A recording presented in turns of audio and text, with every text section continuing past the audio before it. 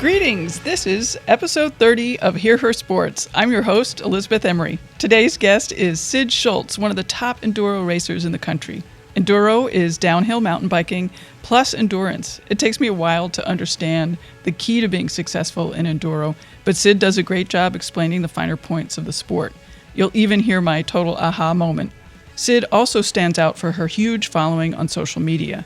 She and her husband, Mackie, call Taos, New Mexico home, but really most of the year they travel around the country to races in a tricked-out van. Find links to videos about van life on the episode notes page of hearhersports.com. Also find there a link to her excellent blog. In our conversation, we talk about social media and writing in relation to results and sponsorship. Syd and Mackie make a very nice living racing and telling their stories through images, words, and video. Syd is super fun to talk to. Stay tuned to hear about Thailand, competing, training, and riding with others. She even has some personal advice for all of us who do exercise with others and are sometimes the slowest one out there. Number 1, don't say you're sorry. She's written on the subject. Find that link on the episode notes page of hearhersports.com. Let's get started.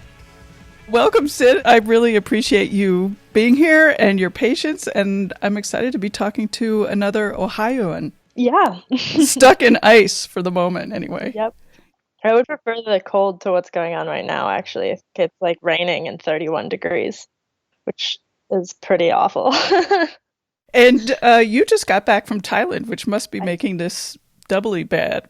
Yeah. So we calculated that when we first got to Thailand, we woke up at like 5 a.m. with jet lag and like went to the beach and went swimming, and then 2 days ago when we got back here, we woke up at 5 a.m. again with jet lag and like went down and walked on the lake that's all frozen. And I think we calculated that the temperature differential was like 85 degrees between those 2 days.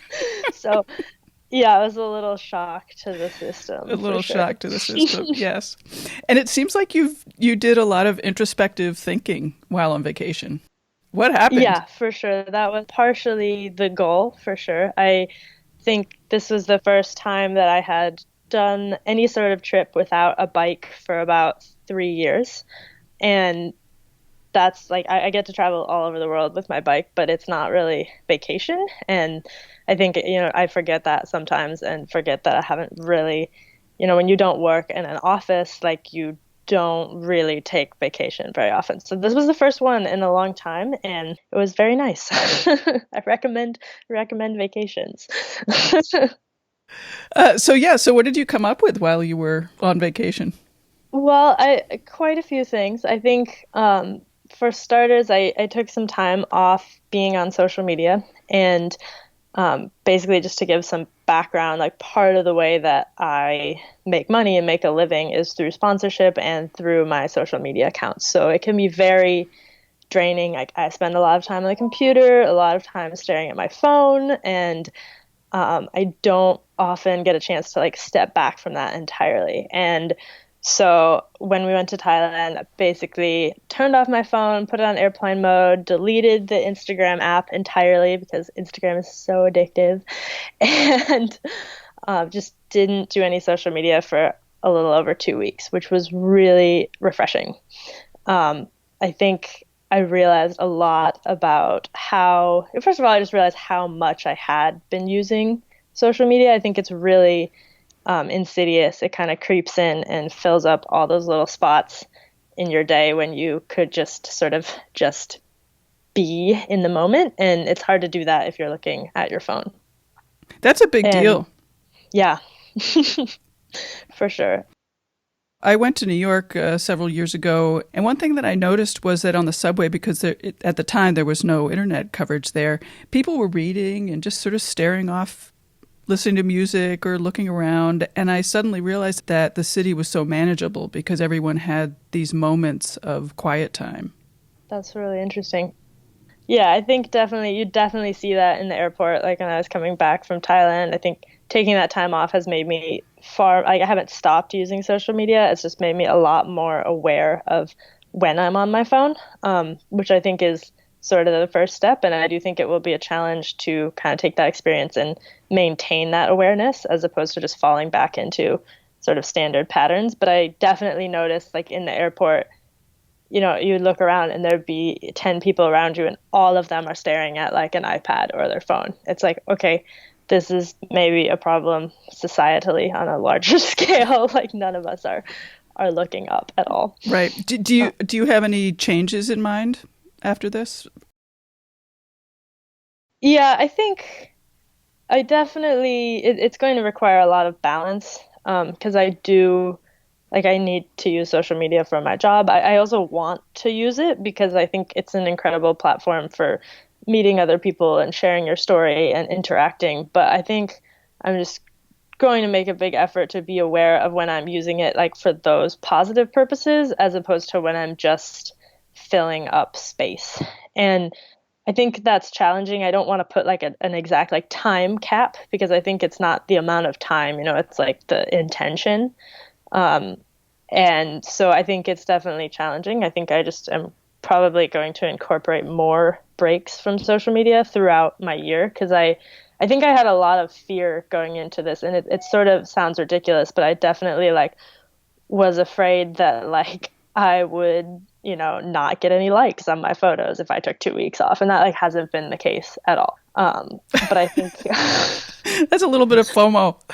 Yeah, no, totally. It's definitely FOMO, and I think another thing I realized is that like I can kind of, because I use this for a job, I can kind of tell myself like, oh, like you need to care about engagement and the number of followers you have and all this because like it's your job. But I think it's also like worth realizing that like primarily it's still an ego thing. Like I don't have sponsors that are gonna like be like, hey, you only got 400 likes on your last photo, like we're done. Like that's not realistic. Like nobody really cares as much as I do. So I think stepping back from that a little bit and like being a little more realistic has been helpful. And I think you have to step out to get perspective, like anything.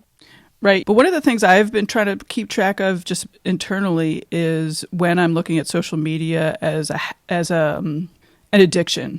I mean, I'm sort of being aggressive about that word, but versus what you were saying is using it for all its good things.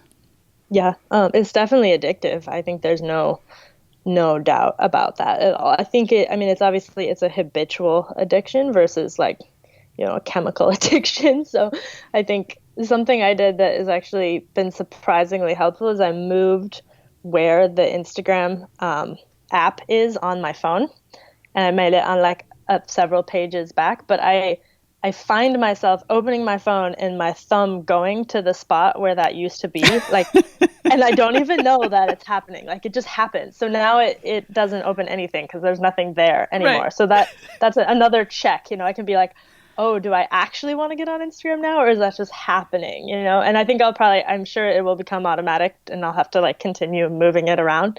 But I think it's helpful. To sort of like to change up those patterns, because I doubt I'm the only person who has like a mechanical, like, your thumb just like opens Instagram without, your permission. So if anyone else out there is having that issue, just like move where the app is, and it makes your brain be a little bit more aware of what is going on. Right. It's like a second of pause where you have to think, okay, is this really what I want to do? Yeah. So what else did you find out while you were in Thailand? I definitely I think it was actually kind of refreshing in that I didn't do a ton of like super introspective stuff. Like it was definitely like spent a lot of time on the beach. My husband's family is in Thailand, so that's primarily why we were there for Christmas and the New Year's with his family. So we got to spend a lot of time with the family, got to kind of like turn off our brains a little bit and not be super goal oriented, which I think is something that I need to work on for sure. Like I spend, 11 months of the year, like trying to get better on the bike and be a better athlete. And I think it's really helpful to be like, okay, here are 3 weeks where I'm not trying to get better. I'm just trying to like be as a human being and have fun, like that. That's really helpful, I think. Yeah. Cool. I want to ask you about a whole bunch of stuff, but why don't we start by just give me an overview of Enduro and what it is that you like about it and what attracted you to focus on Enduro. Yeah, so Enduro is basically Downhill stages that you race, but you ride your bike between stages, so you can be out for 7 hours a day. So it's sort of a mix between an endurance sport and also a downhill skill-based sport, because most of the timed stages are really like can be three to 15 minutes long. So it's not super endurance oriented that way. And I think enduro is kind of confusing to explain, honestly. But I think for me, the appeal originally when I started racing was that it's not, a USA Cycling, not UCI sport. So there were really like no barriers to entry when I started. And I had raced some cross country as like Cat 2, but, enduro, I got to basically like be a pro racer and start there and like really push my limits and not have to worry about that bureaucracy. And also I think it's a lot more fun, just on a general level, to like, because you have these big days, you get to go to like these incredible places that you wouldn't with either a downhill or a cross country race. Because, sometimes our race stages are 3 hours out into the backcountry. So you'll ride for 3 hours out there, and then you get to race this incredible descent that you would never see in another mountain bike discipline. So it's a pretty incredible sport. It's been super fun, and I think I definitely recommend people to try it if they're like don't find downhill or cross country appealing, because it does kind of, I think, hit on some of the funner aspects of mountain biking in general. What I find confusing is the parts that aren't timed and how that sort of fits into the race. And, do you think about that when you're training?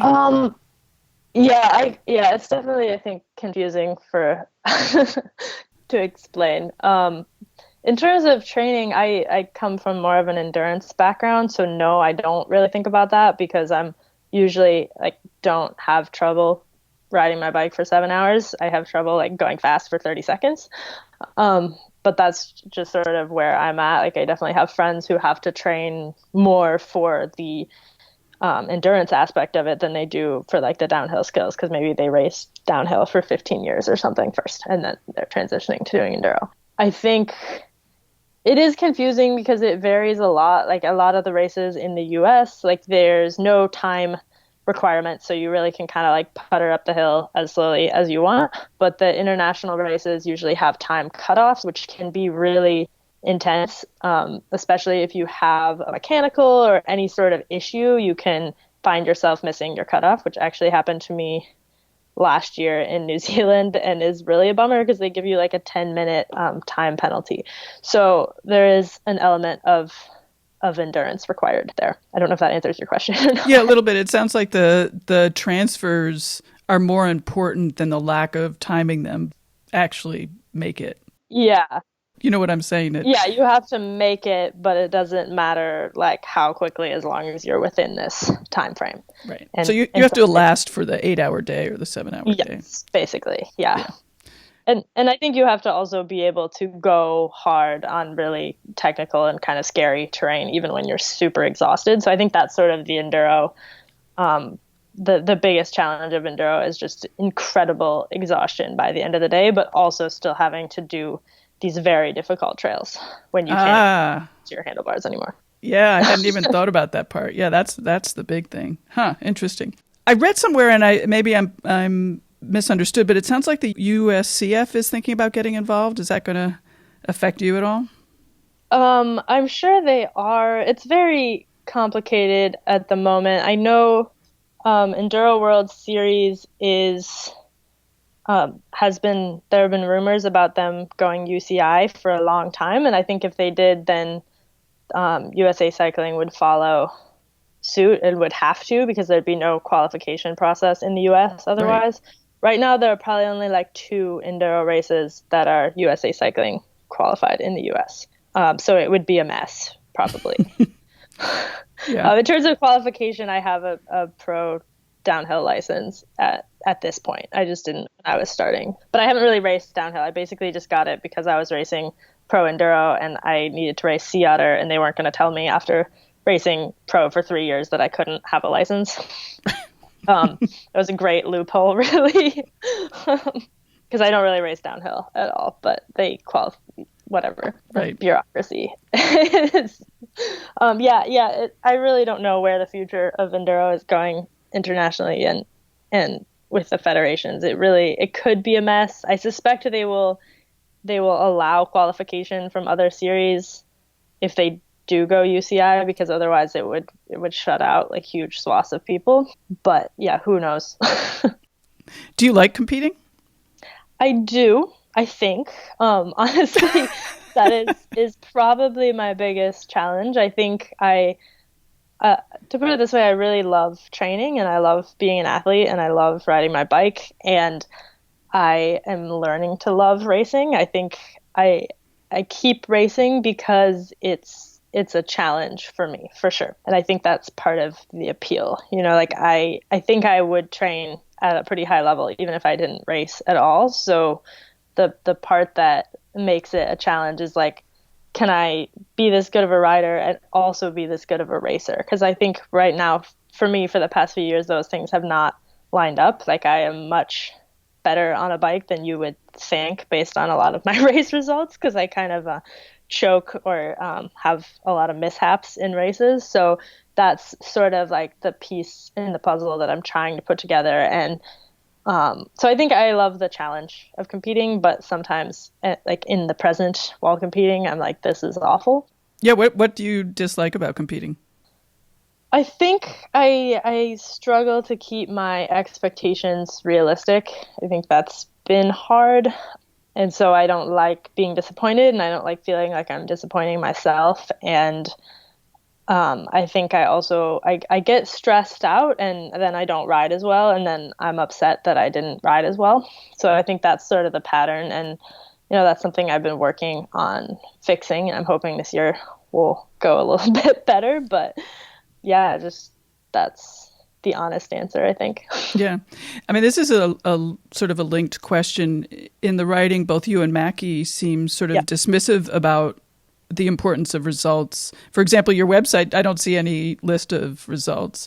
So what are your thoughts about results? And, I know that this is what you're doing for a living, and so how do results fit into the bigger picture of, say, making your living, your lifestyle, your brand, your long-term goals?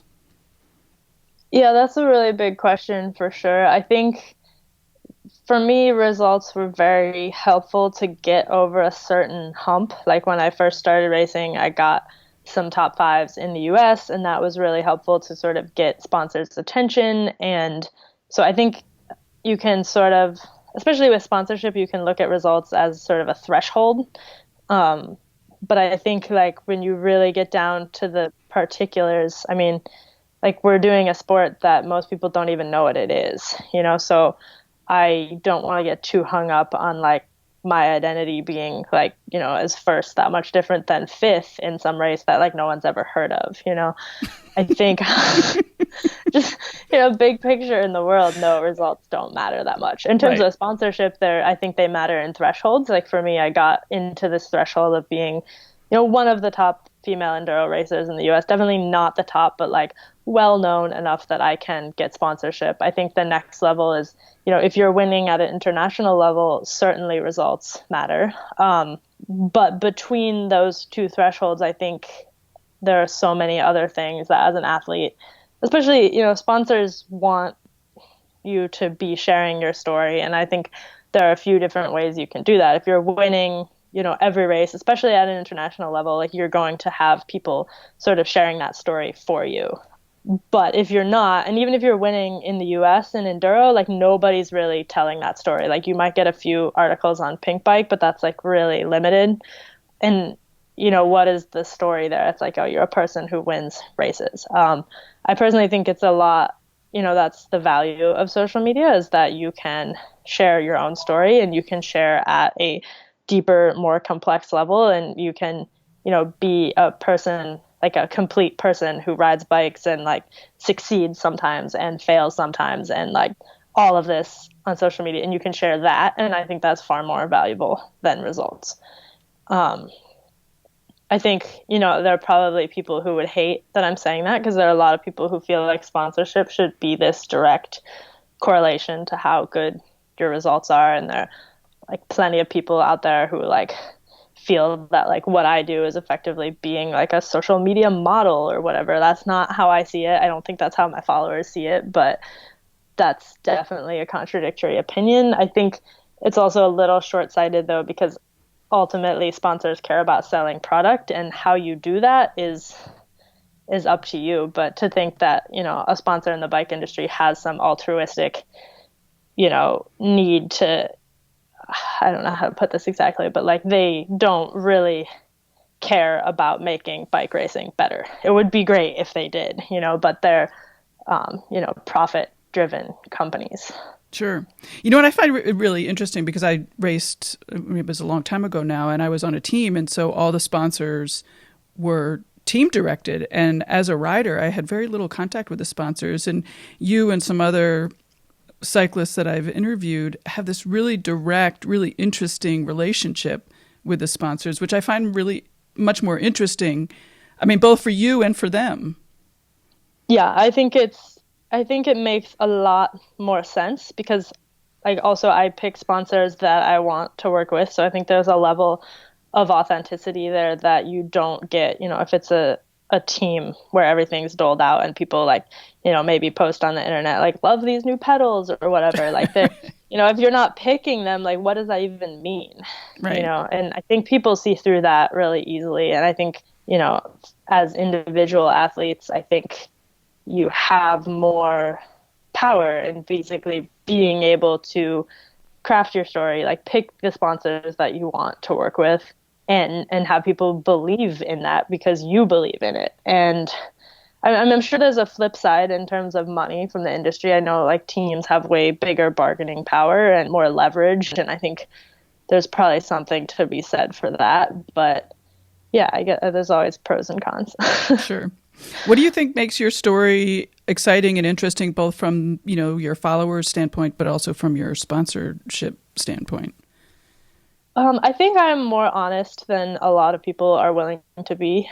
I think a lot of racers have a lot of insecurities about needing to perform at a certain level and needing to be a certain way. I think if you look at a lot of athletes online and their social media profiles are like really similar, there's sort of this pattern of like, really excited to be racing this weekend. And then there's a, like, this is how the race went. And then like, you know, maybe on Tuesday, it's like, wish I was racing this weekend. And it's like, it doesn't, seriously, especially for like Enduro World Series races, I follow like, you know, all the racers. And I'm like, oh, here's like 30 posts in a row that say the same thing. And I think if you can say something different, then that's sort of exciting in its own. I definitely make an effort to be honest, regardless of the outcome of the race. And that can be draining, I think, to a degree. Like, I think it's hard to be vulnerable and honest to an extra, you know, several thousand people. But I think that's what makes a good story. Do you find that, you know, since your online presence is so big and so strong, do you find that sort of affects how you race? Or like, do you ever think about, like, as you're riding, you think, oh, I'm going to post this picture or talk about this, and that it affects how you ride? Yes, definitely. And that's something I really noticed this year, and I'm working to fix it. I've noticed that I will like craft my, not necessarily like a particular post, but like craft my narrative before the race is even over. Mm. And I think that's really, I think I've definitely like kind of shot myself in the foot a few times. Like I've definitely had like, you know, the narrative all crafted, and then like something goes totally different. And I'm like, oh, what do I do now? You know, like that was not what I was expecting. But like, why was I expecting anything? You know, you never really know how a race run is going to go. I think something I tried this year is, and that I plan to try in the future, is if I catch myself doing that, like try to recraft it to be positive at least. I think that at least is a step in the right direction. Because I think sometimes like if I have, you know, if I get a flat or like break off my derailleur or something, I'll like craft that whole explanation and like what happened in my head. And then like what maybe ends up happening is I get it fixed and I go on and it doesn't really make a difference. But maybe if I had sort of put that out of my head and focused on, instead of focusing on like the narrative, just focus on like what was happening and what was coming at me, I think that would be better. Right. Uh, but I think it's hard. I think it's hard to do that. And I think people do that regardless of how many followers they have online. And even maybe regardless if they're online, I think it's very common to kind of be always, as a human being, crafting your narrative. Like, how's this story? How am I going to spin this to like, be what I'm about? And I think that's something we should all watch out for. Right. So again, this is sort of a corollary question. What is your primary goal for riding and for racing? Yeah, I mean, it's actually changed a lot over the past few months. I had a pretty difficult 2017 season. I got pretty sick. I think I just overtrained massively. So, in September of this year, I put my bike away for like a month. Took a lot of time.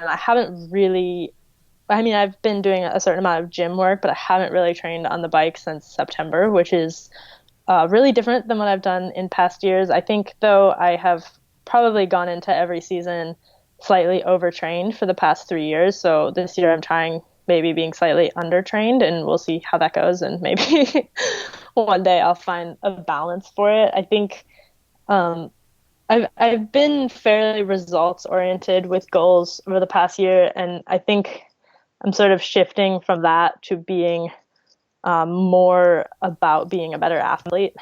I have had a lot of injuries. I can't really run at all at this point because I screwed up my knees really badly. So that's something I'm going to try to tackle this year. I'm still going to be racing and doing everything, but I want to work on those sort of basic fundamental athleticism that I'm sort of lacking at this moment. And I think the way I've kind of described it is I feel like with my bike racing, I've been, on a ladder, like going up, up, up, and now I'm on like, a plateau. And I think it's like maybe you have to like move the ladder over, 10 feet and then go up from there, and you can keep going up from there. Like, that's not a great metaphor, but I think I like it though. I say is sometimes you have to like go sideways. And I think right now I'm definitely at a point where like my bike skills are good. My fitness on the bike is good. My fitness off the bike is really not that good. So that's kind of the focus for this year, just to get to like a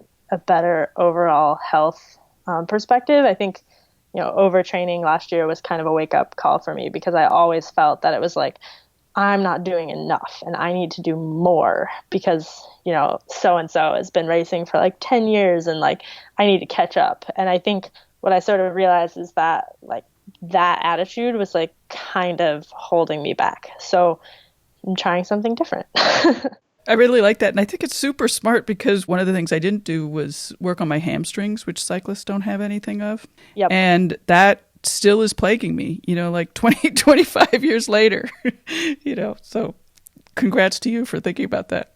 Yeah, I think it is important. It's been a little hard to kind of be like, that might mean, a bit of a downward slide in terms of results this year. I think, though, I'm okay with that. And I also think it might not be the case. I think there's a decent chance I'll actually do better if I'm less invested and less trained. But, I don't know that until I get out there and try. But I think overall, I'm sort of looking at a long-term perspective. Yeah. And I think it is valuable. Like we were talking about earlier with results, like I've made an effort to not make my results that important, because I think, results are, as an athlete, like unsustainable to a certain degree. Like, but story is not, you can keep telling a story regardless. You can't keep racing at the top of your game forever. Like most people, even like, the top Enduro World Series racers, they have like 2 good years, and then like maybe a few bad years and maybe another good year. And it's like, if your entire income and your entire sense of worth is based on having a good year, results wise, you're just like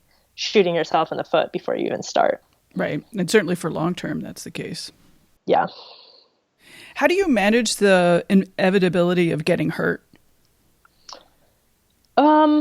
And I don't necessarily mean really, really hurt, but just, the fear of falling or, scraping your knee or, like buggering up your hip bone or whatever. Yeah, it's an interesting debate. I think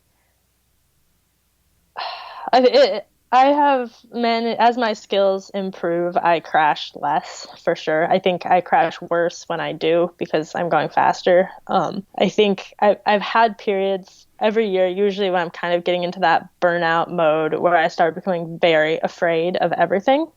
Um, and I think that's just sort of like a sign. I think, if you're feeling afraid of things that you can do, it's like, okay, you need to step back and like take some time. I think the hard thing about mountain biking, and I think specifically, downhill oriented racing, is that there's always an element of fate involved, and you have to kind of accept that. Like, you're going 35 miles per hour down a trail, like shit can happen. However, I think the important part is like being, I don't know how to put this exactly. I think self-actualized. Like, are you confident that you can do what you know how to do, and that, you have to just kind of let go of this extra of like, yes, terrible things could happen part. I think someone told me once that the opposite of fear is not necessarily bravery, it's self-actualization. So that's like, you look at, a drop or something, and you know you can do it, and therefore you do it. And you don't worry about what would happen if you suddenly forgot how to do it. I don't know if that makes any sense. Yeah, it's sort of a weird side version of confidence, because it's not really confidence so much as just sort of, yeah, I like your explanation. Yeah, I think there's like a scale of self-actualization. It's like, would you trust yourself to like ride a motorcycle in traffic and like all these or like go skydiving, and like, I think, a mountain biking is on that scale somewhere. Like, you have to just trust that you are going to do the thing to navigate a certain section. And that's something I struggle with, especially when I'm burned out, is that I am afraid of being afraid. Like, I'm afraid that because I'm afraid, I will, get up to the edge of this section and just like grab a handful of my front brake and crash. But like, realistically, probably I'm not going to do that. Hopefully. Like, if you really think you are going to do that, then like, it's time to take a break, but I think it comes to trusting yourself. Right. Yeah, that's a nice way of putting it. Do you have coaches and other support people? I do, yes, for sure. I couldn't survive without my coaches. I work with Carmichael Training Systems. Mike Durner is a coach at Carmichael. He's been great. He coaches both Mackie and I, and that's super helpful because he's able to kind of coordinate what we're doing so that we're not like doing opposite things. So we don't have the same training plan, but at least like if we're both doing a gym workout, we're both doing it on the same day. And I work with Dane Delosier at Revo PT in Boulder, and he's started as my physical therapist. Now he does all my like strength training specifics, and then Mike kind of helps get that all into, a plan so that it all makes sense. And that's been really helpful because I've had all these knee issues. So my strength work is really kind of just like an extension of physical therapy. And I also work with Lee McCormick. Lee Likes Bikes for skills stuff. So yeah, I have quite the support crew, and it's awesome. And what do you guys do, since you're on the road so much, about massage or things like that, where you need somebody that you can trust? Yeah, we don't really do massage stuff. I spend a lot of time with my foam roller. That's sort of that. We spend a lot of we go through Boulder a few times a year and see Dane and kind of get straightened out that way. Yeah, I mean, I think probably more massage was great. That was like the best part of it. We were in Thailand for 3 weeks and we got a massage every week for like $7 or something. Oh my gosh. That was great. It's kind of painful though. They're super intense. But did you get Thai massage? Yeah. And it's like the language barrier is kind of an issue because it's like hard to explain like anything. So you just kind of hope for the best. But it feels really good the next day. Yeah. Sounds good. So I have sort of a complicated question, so I'm going to do my best to ask it. But you encourage women to ride, and to ride not only with other women, but with men, often for practical reasons, because there aren't that many women who ride often in the same area. You've also written about not saying sorry for being the slowest in the group, and also about comparing yourself to faster riders in sort of a difficult way. And all of this is really interesting to me on a personal level because I most often do adventures with my husband. And right now he's faster than I am in most activities. And I really struggle with not getting frustrated right off the gate when he takes off. And so, so often it will ruin my whole day because, he'll take off and I'll start getting irritated at myself for not being able to keep up. So I guess the question is, I don't know, what are you thinking about that and how all those three things relate?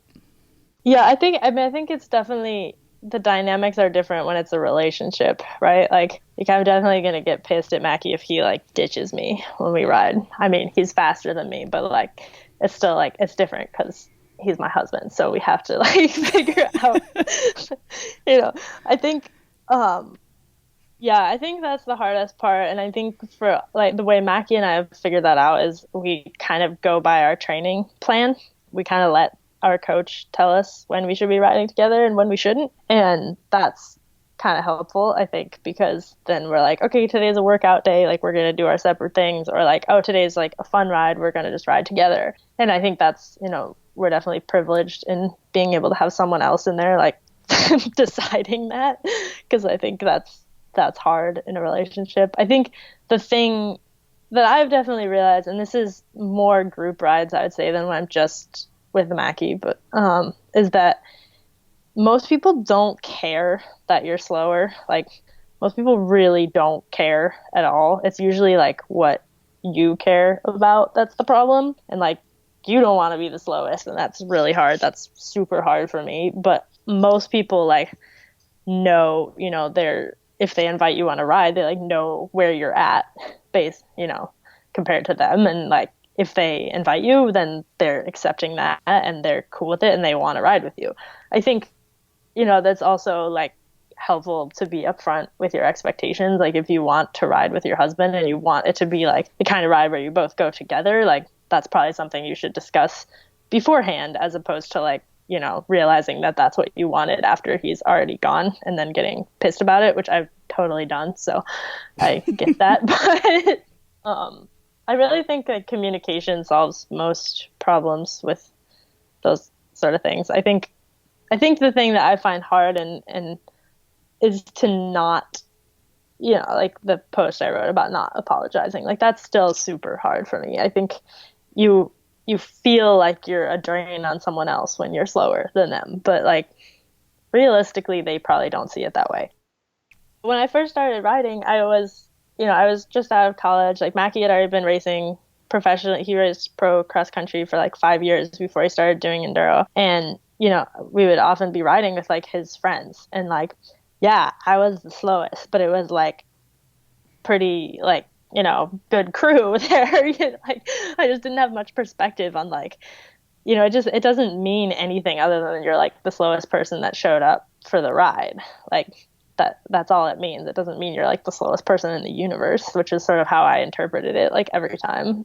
Oh my god, I'm so slow. I can't keep up with Heather Ermiger and JHK when we rode with them. I was duh, you have only been riding for a year. What do you expect? Right. So expectations are part of it for sure. Yeah, and that sort of relates to your story about riding in Queenstown and finding yourself on this terrible trail and not realizing that it was one of the hardest trails ever.